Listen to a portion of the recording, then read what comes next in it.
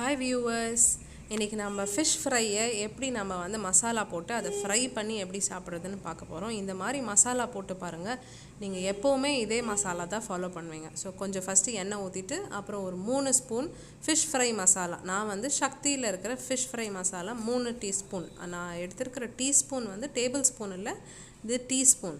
So இந்த டீஸ்பூனில் தான் நான் எல்லாமே மெஷர் பண்ணி போட போகிறேன். நான் 3 டீஸ்பூன் ஃபிஷ் ஃப்ரை மசாலா போட்டிருக்கேன். இப்போ 1 டீஸ்பூன் ஜிஞ்சர் கார்லிக் பேஸ்ட் போட்டுட்டோம். சால்ட் தேவைக்கேற்ப கொஞ்சம் சால்ட் போட்டுக்கலாம்.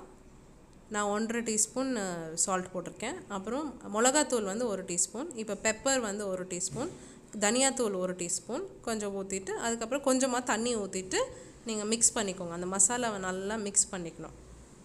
இப்போ ஃபிஷ் எல்லாம் எடுத்து அந்த மசாலாவில் நம்ம கலக்கி வச்சுருக்கிற அந்த மசாலாவில் போட்டு நல்லா மிக்ஸ் பண்ணி எடுத்து வச்சுட்டு அதுக்கப்புறமா நம்ம எல்லா மீன்லேயும் அது வந்து நல்லா மிக்ஸ் ஆகிற மாதிரி நல்லா அந்த மசாலாவை போட்டு வச்சுக்க போகிறோம்.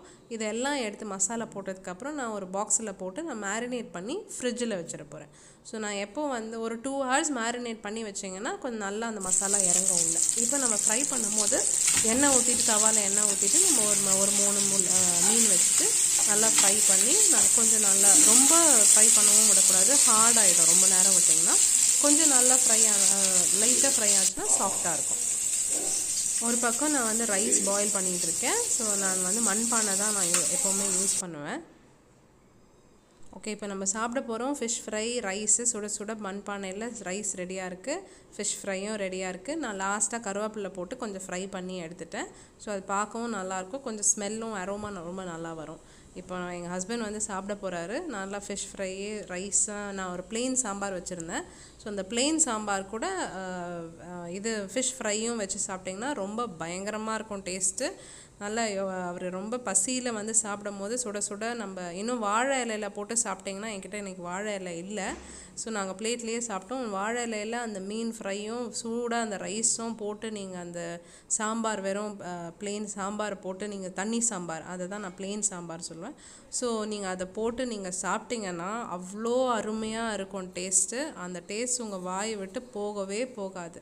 ஸோ இன்னும் அந்த ரைஸை ஃபுல்லாக காலி பண்ணிடலான்னு எங்கள் ஹஸ்பண்ட் உட்காந்து எல்லா ரைஸையும் வழித்து கோபுரம் மாதிரி கட்டி பக்கத்தில் 2 மீனை வச்சுட்டு சாம்பார் ஊற்றி நல்லா பெல்ட் பண்ணுறாரு. ஸோ உங்களுக்கும் இந்த மாதிரி சாப்பிட்ணுன்னா நல்ல ஃபிஷ் ஃப்ரை இதே மாதிரி மசாலாவை போடுங்க. நீங்கள் தண்ணி ஊற்றி மசாலா பிசைகிறதுக்கு பதிலாக கொஞ்சம் எண்ணெய் ஸ்டார்டிங்கில் கொஞ்சம் எண்ணெய் ஊற்றி நீங்கள் பிசைஞ்சிங்கன்னா அந்த மசாலா நல்லா ஒட்டும். ஸோ பாருங்கள், ரொம்ப அருமையாக இருக்குது இந்த மாதிரி ஒரு டிஷ்ஷு நம்ம சாட்டர்டேவோ சண்டேவோ